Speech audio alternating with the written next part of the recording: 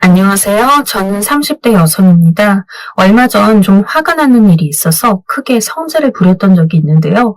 오늘 제가 그 이야기를 여러분께 들려드리려고 해요. 저는 20대 후반에 결혼했습니다. 저는 그렇게 잘난 사람은 아니에요. 대학은 나오긴 했는데 지방에 있는 여러분들이 잘 모르는 대학을 나왔어요.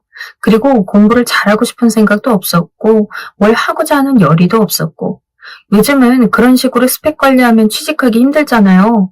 사실 저 때도 마찬가지였어요.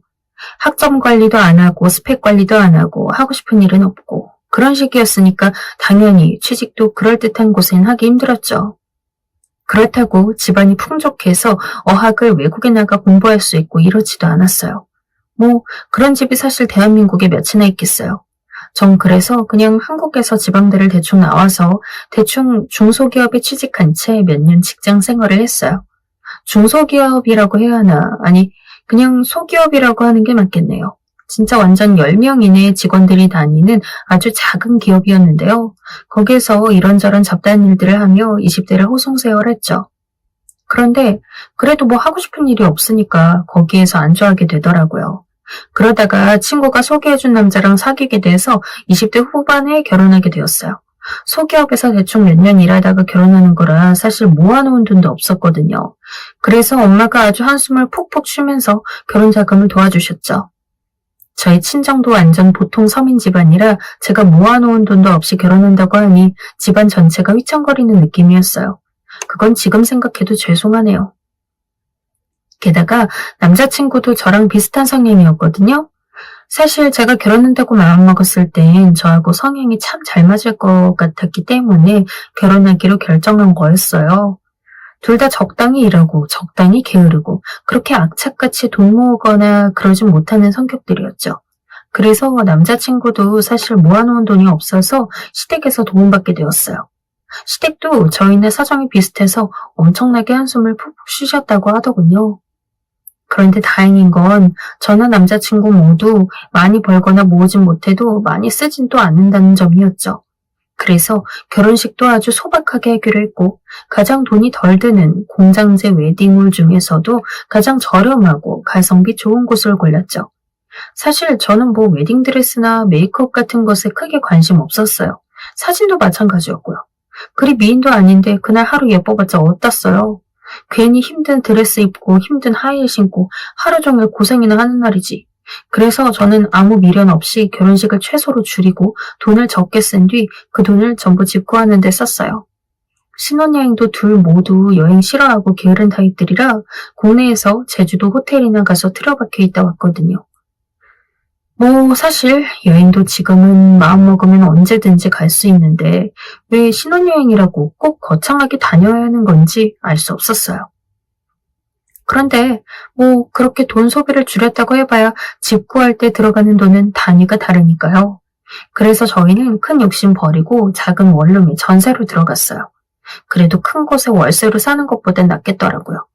그럼 아무리 게으른 우리라도 돈을 조금씩 모을 수 있을 거라 생각이 들었죠. 각자 게으르고 적극적으로 뭘 하기도 귀찮아하는 사람들이라 최대한 돈 소비를 줄이는 방향으로 가야겠다는 생각이 들었죠. 그런데 남편한테는 동생이 한 명 있었어요. 저희가 결혼할 때 이미 결혼한 지 3년 정도 된 사람들이었는데 심지어 아이도 있었죠. 남편은 저랑 같이 저녁 먹으면서 동생이 창피하다고 고개를 젓기도 했어요. 그 둘, 재수 씨랑 동생 말이야. 혼전 임신으로 결혼한 거잖아. 아, 저런. 동생 군대 다녀오고 나서 바로 사귀면서 동거하더니 어느 날 집에 왔는데 애가 생겼다고 해서 우리 엄마 거의 쓰러질 뻔했어. 아, 그러셨겠다. 그거 보통 일 아니었을 텐데. 아휴, 말도 마. 그런데 어찌나 뻔뻔한지.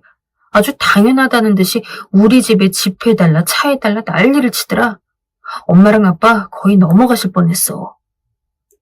아휴, 고생하셨네. 전 혀를 찼어요. 남편도 혀를 내두르더군요.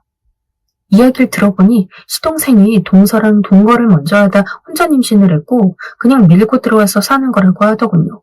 제대로 된 결혼식도 치르지 못했고 혼인신고만 하고 집 얻어서 사는 게 시작이었대요. 결혼식을 치르기엔 너무 쪽팔려서 그랬다나요? 그래도 지금은 사람 꼴하고 살아서 다행이지. 잘 사시는 것 같은데 지금은? 그래, 아파트도 큰 데로 갖고 차도 엄청 좋은 거 타고. 요즘 뭐 일이 잘 되나 봐? 사업하는데 그게 그렇게 잘 된대.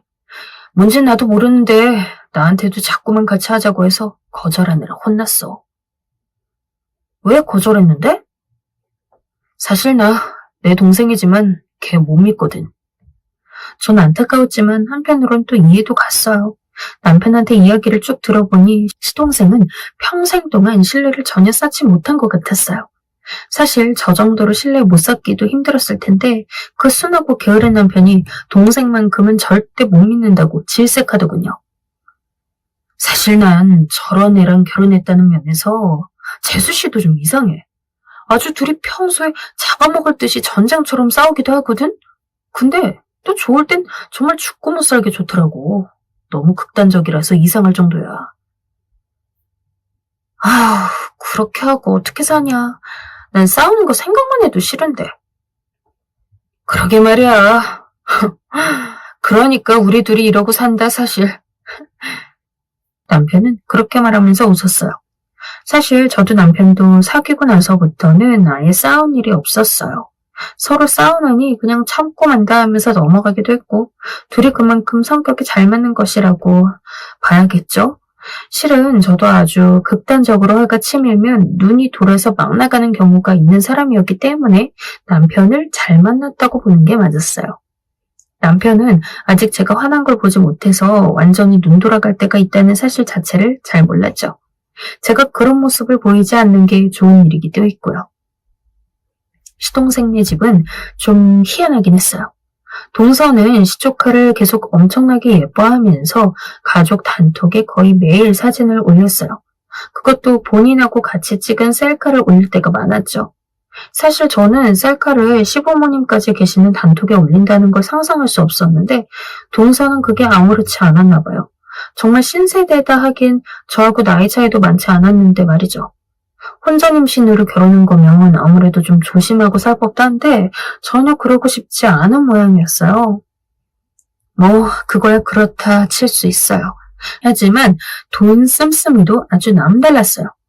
시조카는 남자애였는데 솔직히 아무리 그래도 빈말로라도 잘생겼다고는 할 수 없었어요.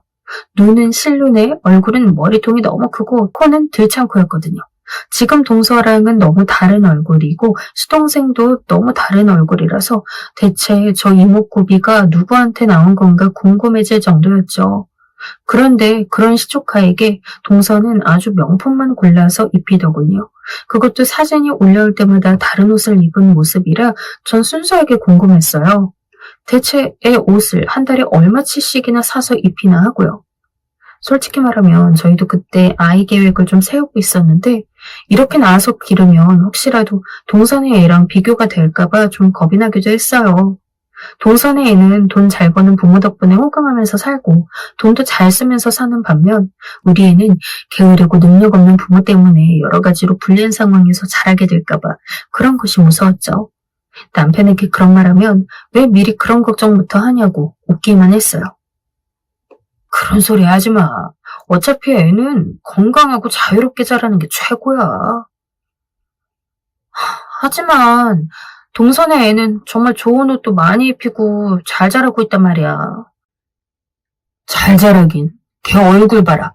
나중에 얼마나 갈아엎어야 사람 꼴이 될지 알 수가 없어. 그게 무슨 상관이야. 하긴 근데 나도 그 이목구비가 대체 엄마랑 아빠 중에 누구 닮은 건지 궁금하더라. 우리 시댁에 최소한 저렇게 생긴 사람은 없는 것 같은데. 재수씨가 성형을 많이 했다고 하긴 하더라고.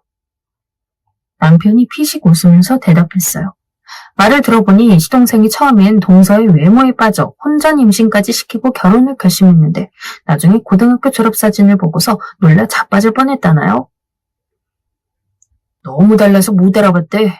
이름하고 귀 모양 보고서 알았다더라. 아유, 진짜 못 말리겠다. 그래서 애가 그 모양으로 나왔구나. 그랬나 봐. 저희는 그 이야기하며 웃었어요. 저는 남편이나 상당히 소박하고 평범한 생김새인 사람들이었지만 최소한 그렇게 막 갈아엎고 살고 있진 않았기 때문에 애가 태어난다고 해도 자신이 있었죠. 모자라면 모자란 대로 너희 부모 닮은 거다 하면서 자연스럽게 기를 수 있을 테니까요.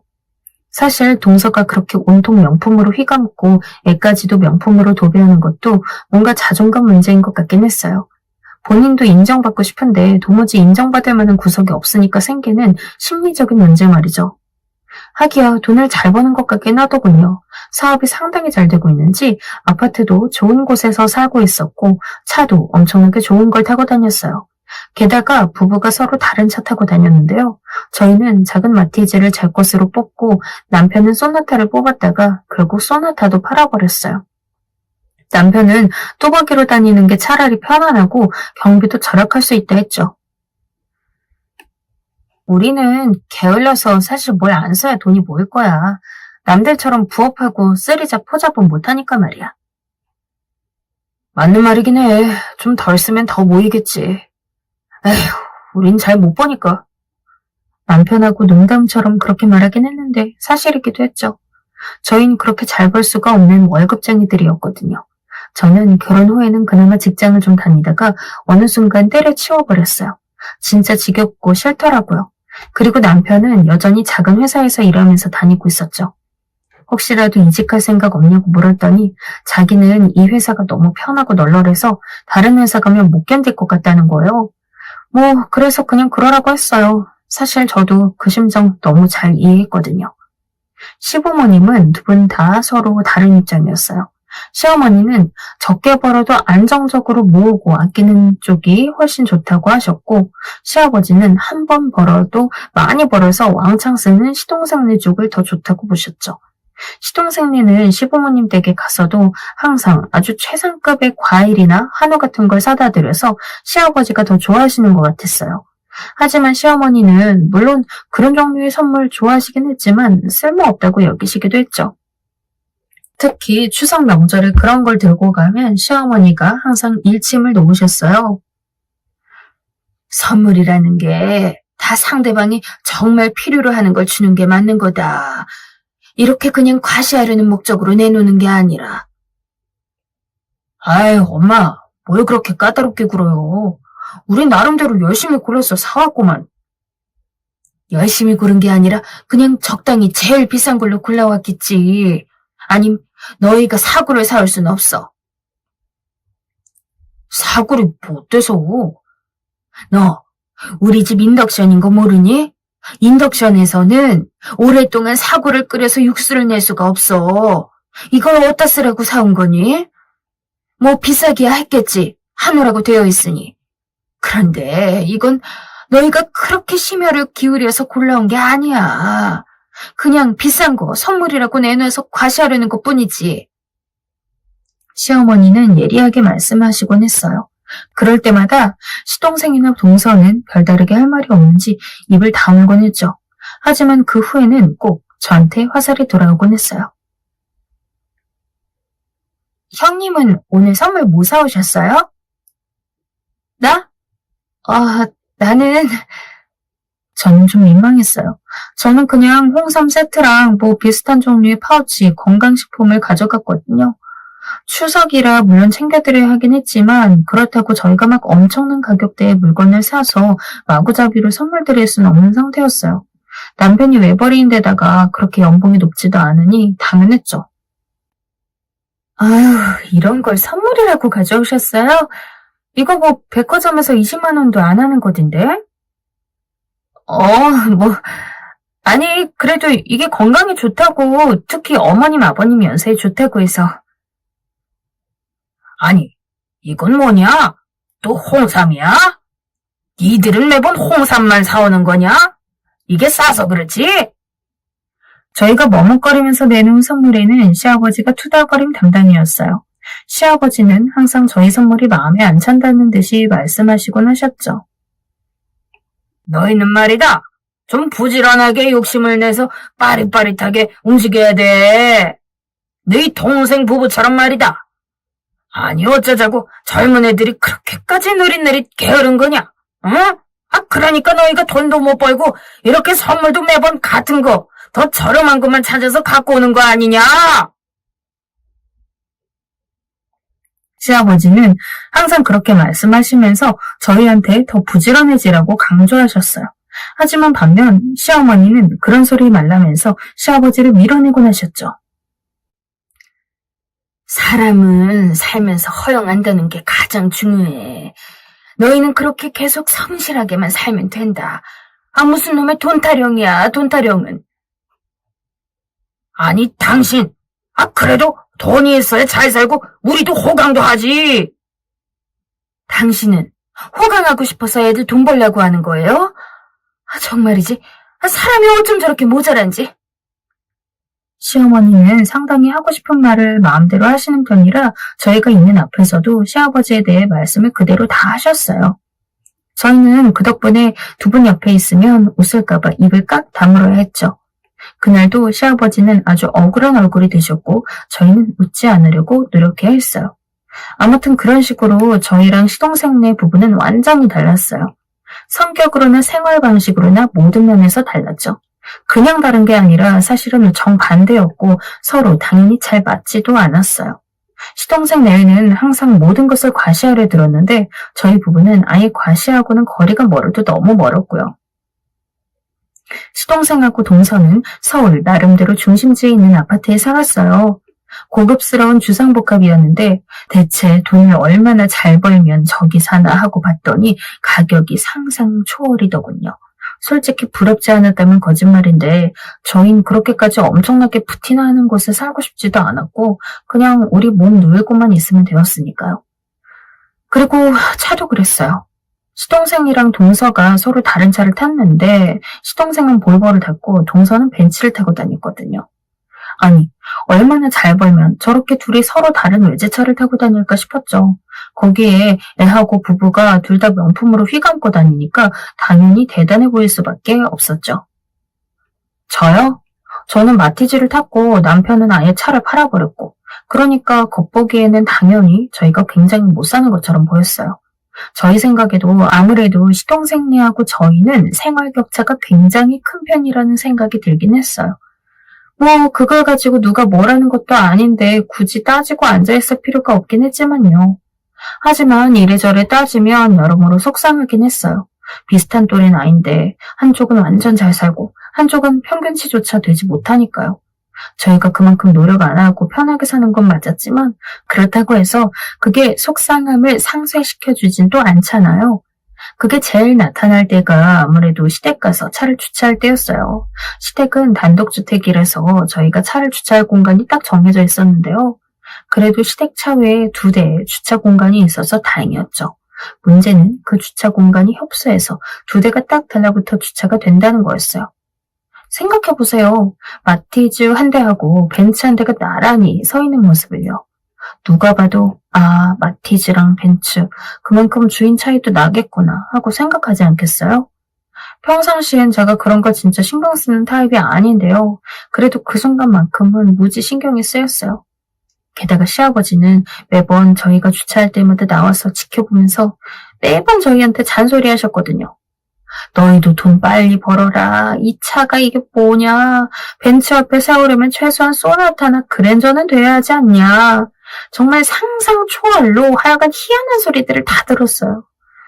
아니, 누가 뭘 타고 다니든 대체 무슨 상관이라고 이런 소리들을 계속 들어야 하는 건지 이해가 안 되더라고요. 아무튼 그래서 그날도 시댁에 모여서 밥 먹기로 한 날이었어요. 저는 시어머니랑 사이가 좋고 대화도 잘 통해서 사실 시댁 가서 밥 먹는 걸 싫어하지 않았어요. 워낙 시어머니 음식 솜씨가 좋고 해서요. 공짜로 맛있는 거 먹으면 좋죠 뭐. 그런데 동서는 아니었던 모양이에요. 얼굴만 보면 시어머니가 계속해서 돈 좀 아끼고 살라고 근검절약하라고 잔소리 하시니까 아주 스트레스가 제대로였던 모양이었죠. 그래서인지 동서는 항상 저보다 늦게 오곤 했는데 그날따라 좀 일찍 왔더라고요. 그래봤자 저보단 늦었지만요.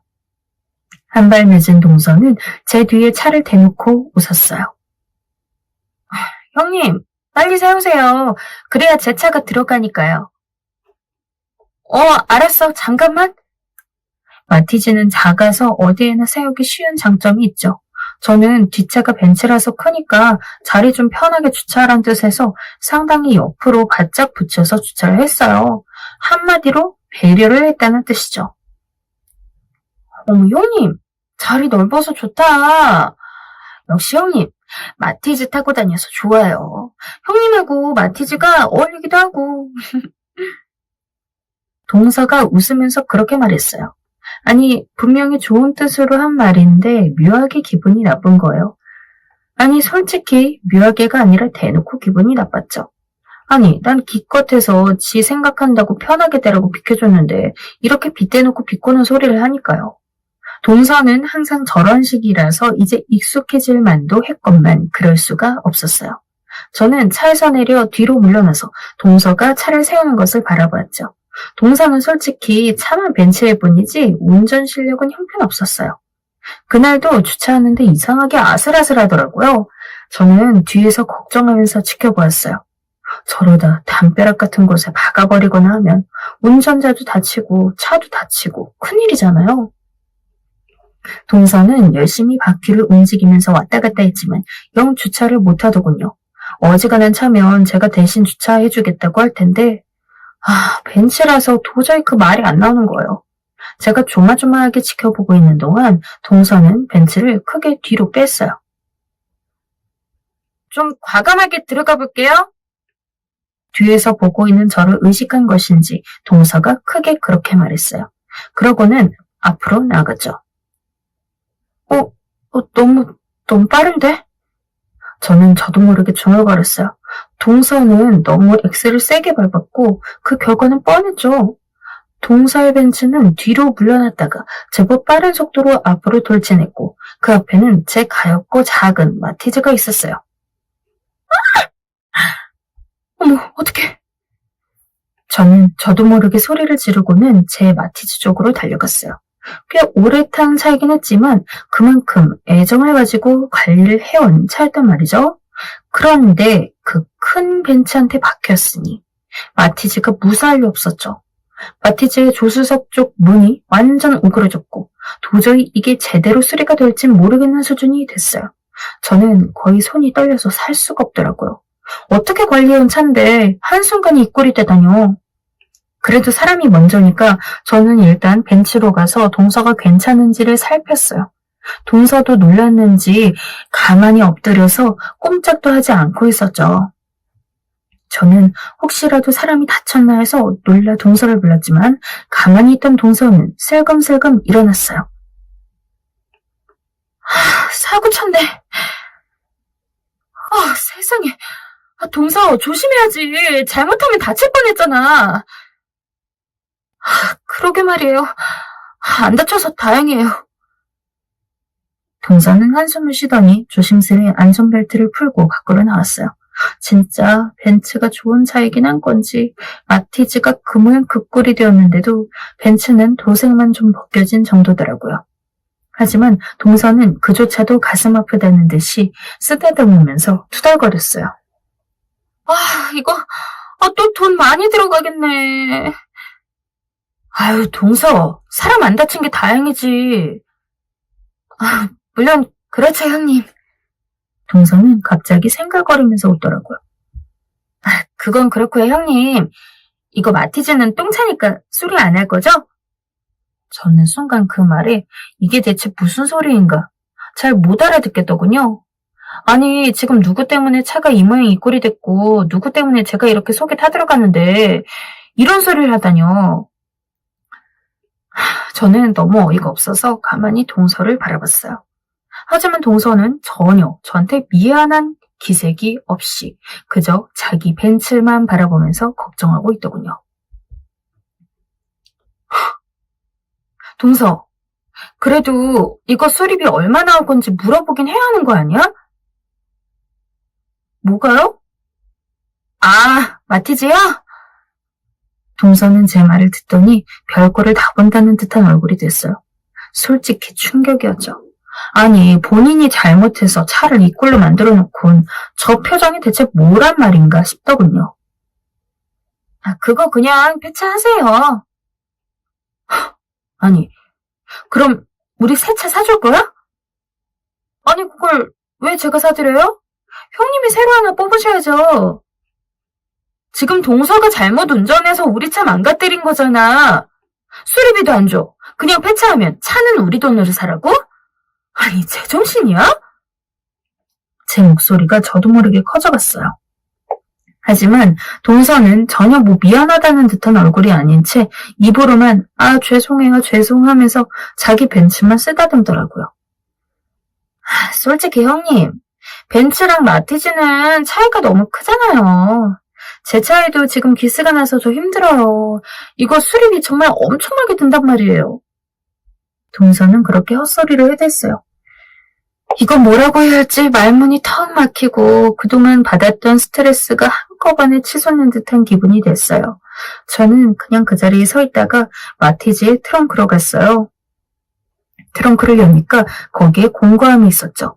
혹시 몰라 차 안에 공구함을 가지고 다니길 참 잘했다 싶더군요. 전 거기서 망치 하나를 꺼냈어요. 처음엔 작은 망치 하나를 꺼냈다가 아니 그럴 필요가 있나 싶어서 큰 망치를 꺼냈죠. 거의 제 팔뚝보다도 큰 망치였어요. 동서는 계속 벤츠가 기스난 곳을 쓰다듬고 또 뭔가 잘못된 곳은 없나 신경 쓰느라 제가 뭘 하는지도 몰랐어요. 저는 너무 화가 난 채로 망치를 들고 벤츠 앞으로 갔죠. 아마 누가 봤으면 호러 영화냐고 했을지도 몰라요. 그 다음 순간 동서가 진짜 공포영화 주인공처럼 비명을 질렀어요. 형님, 지금 뭐 하시는 거예요? 저는 망치를 높이 들어올렸다가 그대로 내리 찍었어요. 원래 이런 종류의 복수는 아주 확실하게 끝내야죠. 어설프게 했다간 도리어 역효과예요. 망치가 내려 꽂히면서 그 잘난 벤츠의 표면이 빠그라졌어요. 솔직히 속이 시원하더군요. 금속끼리 부딪히는 듣기 싫은 소리가 났지만 뭐 어쩌겠어요.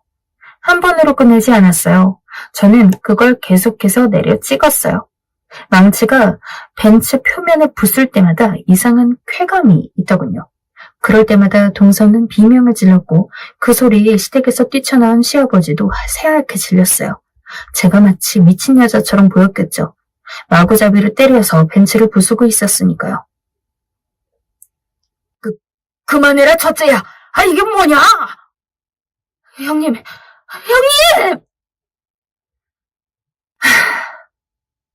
저는 망치를 내려놓았어요. 제법 무거운 크기라서 그거 휘둘렀다고 땀이 조금 나더라고요. 저는 웃으면서 망치를 땅바닥에 두드렸죠. 자, 이제 쌤쌤이야. 그렇지? 순간 시아버지도 동서도 아무런 말을 하지 못했어요. 아마 망치를 들고 웃고 있는 제가 정말 좀 이상해 보였을 것 같아요. 물론 저도 제 자신이 이상한 건 잘 알았는데 그게 신경 쓰인다기보다는 그냥 시원해서 좋더군요. 저는 망치를 얼른 마티즈 안에 옮겨놓고 집으로 들어갔어요. 동서 옆을 스쳐 지나가면서 한마디 하는 것도 잊지 않았죠. 누가 먼저 쳤지? 동서가 먼저 쳤어. 그러니까 내 차 제대로 돌려놔. 그렇게 말하고는 저는 시댁으로 들어가 버렸어요. 시댁으로 들어가니까 시어머니는 저를 힐끗 보면서 상황을 설명하라고 하셨어요. 전 얌전히 시어머니께 상황 설명을 했고 시어머니는 혀를 차셨어요. 내 언젠가 그렇게 터질 줄 알았다. 너도 너무 참았고 쟤도 너무했어. 제가 너무 참았나요? 그래, 너 너무 참았어. 그게 절대 좋지가 않단다. 네. 시어머니는 혀를 차시고는 계속해서 음식만 하셨어요. 딱히 저를 탓하시는 눈치도 아니었죠. 그제야 제가 참 과격했다는 게 실감이 됐어요. 그 짓을 지켜본 동서가 얼마나 공포스러웠을지도 실감이 났고요. 그런데 후회되긴커녕 아주 재미있었다는 기억만 남았고 저는 제가 좀 많이 과격한 편인가 그런 부분이 고민이 됐어요. 그날 시댁에서 밥 먹으면서도 동서는 제 눈치를 살피면서 계속 뭐라고 제대로 말도 못하더군요. 시동생이 나중에 왔는데 주차장을 봤는지 경쾌한 말투로 농담을 하려고 들었어요. 아니 여보, 대체 뭐 하느라 주차를 그렇게 한 거야? 마티즈가 아주 고물이 되어 있던데? 혹시 당신 다친 건 아니지? 마티즈보단 당신이 더 중요하니까. 그렇게 말하면서 시동생은 아주 재치에 있다는 발언을 했다는 듯이 와하하 하고 웃었어요. 정말 너무너무 어이도 없고 부부가 쌍으로 똑같구나 하는 생각밖에 안 들었어요. 그런데 시동생은 벤츠 앞부분은 못 본 것 같더군요. 제가 거의 벤츠 본네트 부분만 망치로 두드려 그랬는지 몰라도요. 측면에서 슬쩍 보고 들어온 모양이라 아마 마티즈의 옆면이 긁히고 푹 들어간 것만 봤던 모양이죠. 엄마, 앞으로 우리 주차장 하나 더 만들면 안 돼? 나 또 공영 주차장에 세웠어. 아휴, 멀다 멀어. 시동생은 투덜거리면서 자기 아내한테 갔어요. 동서는 여전히 제가 무서운지 제 눈치를 보고 있었죠. 그러다가 시동생이 가서 손을 잡으니까 갑자기 확 울면서 시동생한테 매달렸어요. 여보, 왜 그래? 당황한 시동생이 허둥거렸고 동서는 앞뒤 없이 더듬거리며 말을 털어놨어요.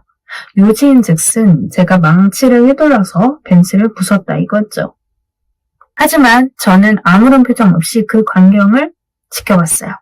시동생은 놀라서 자기 아내를 진정시키다가 제 눈치를 봤어요. 아마도 그때 제 표정이 정말 안 좋았던 모양이에요.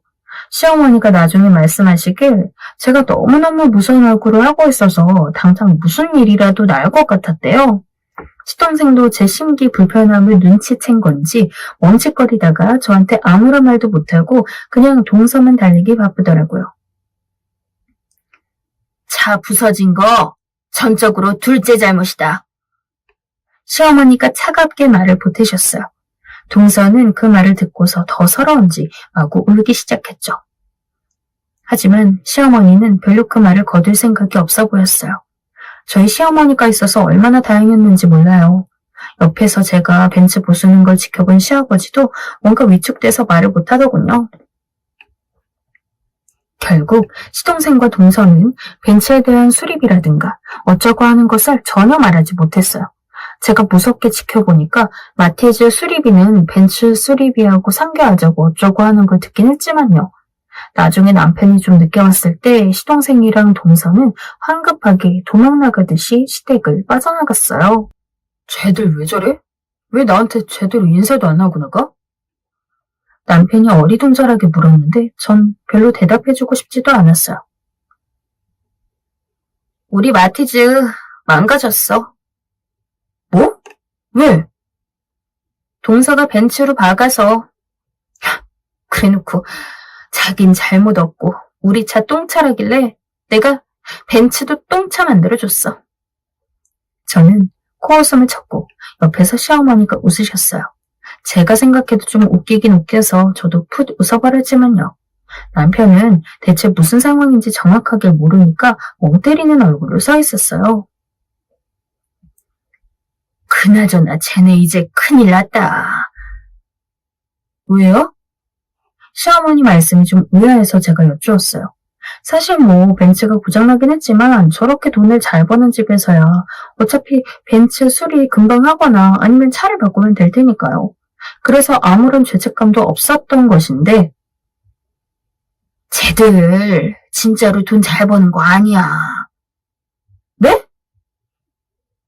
아휴, 사실 쟤네들 재정 사정은 나만 알고 있었는데 시어머니가 한숨을 푹 쉬셨어요.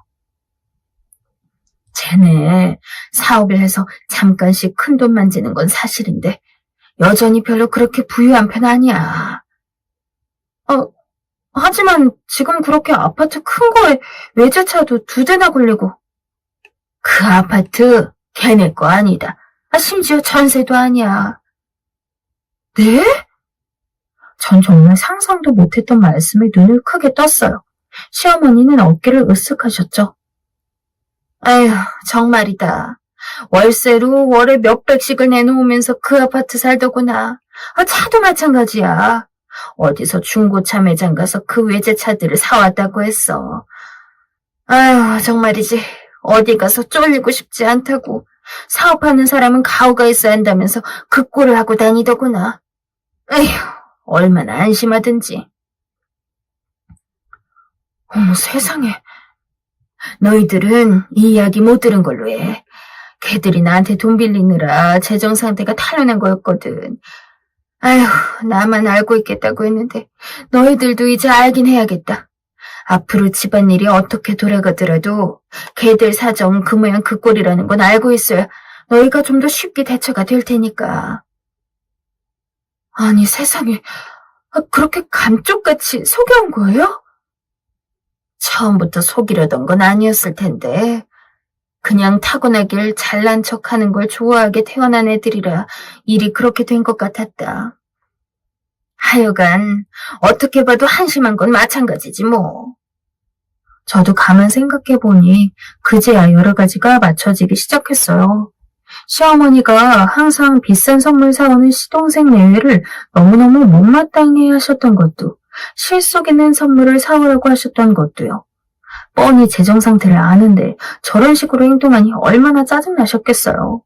충분히 시어머니 마음이 이해가 되더군요. 게다가 애 옷까지도 그렇게 쓸데없이 비싼 걸 사입히니. 하지만 카톡 프로필 같은 곳에는 정말 엄청 비싸고 좋은 곳에 가서 맛있는 거 먹는 사진도 많던데요? 그거 다 아주 피나게 돈 모아서 하는 거였다. 그렇지 않아도 내가 돈 빌려줄 때 다 하나씩 물어봤어. 어떤 건 지네 친구네한테 빌붙어서 가고 다른 사람 차에 앉은 채로 마치 제 것처럼 사진 찍고 그래서 올린 거라더라. 애 명품 옷도 빌붙어서 달라고 구걸해서 입히고. 에휴, 대체 무슨 소린지 난 모르겠다, 야. 시어머니는 짜증스럽게 결국 화를 내셨어요. 저 역시도 황당했고 옆에서 듣던 남편과 시아버지 역시 당황스러워했죠. 그 이후 시어머니의 말씀대로 시동생 내외는 벤츠를 폐차한 뒤 더 이상 외제차를 새로 구입하지 못한 채로 그냥 다녔어요. 동서는 걸어다니기 싫다면서 시동생이 볼보를 몰고 나오기도 했지만 시동생은 자기가 사업하는 사람인데 뚜벅이로 다니면 그게 무슨 가오가 사냐면서 동서가 볼보 끌고 나가는 걸 지독하게 싫어했어요. 그러면서부터 둘은 거의 머리채를 잡고 싸우기 시작했죠. 대체 누가 더 어떻게 더 잘못인지 옆에서 봐도 모를 정도의 막상막하더군요. 결국 두 사람은 더 이상 길게 살지 못하고 별거하기 시작했어요. 아직은 이혼까지는 안 갔는데 별거 기간도 굉장히 길어지고 서로 안 본 지가 벌써 오래 지나서 과연 재결합이 가능할지는 모르겠어요. 아이는 동서가 데려갔는데 시동생은 아내와 아이가 모두 한꺼번에 사라지니까 이제 술만 마시고 다니고 있더라고요. 참, 그러게 애초에 남의 차 똥차라고 놀리지만 않았어도 제가 그렇게 화가 나진 않았을 거고 순식간에 눈이 돌아서 벤츠를 망치로 부수지도 않았을 텐데 말이에요.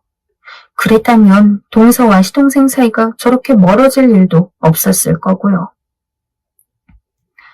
세상 일은 정말 어떻게 될지 알 수 없는 거랍니다. 여러분도 평상시에 언제나 조심하세요. 일은 어디서 어떻게 커질지 정말 알 수 없으니까요. 제 사연은 여기까지입니다. 부디 재미있으셨다면 좋겠습니다.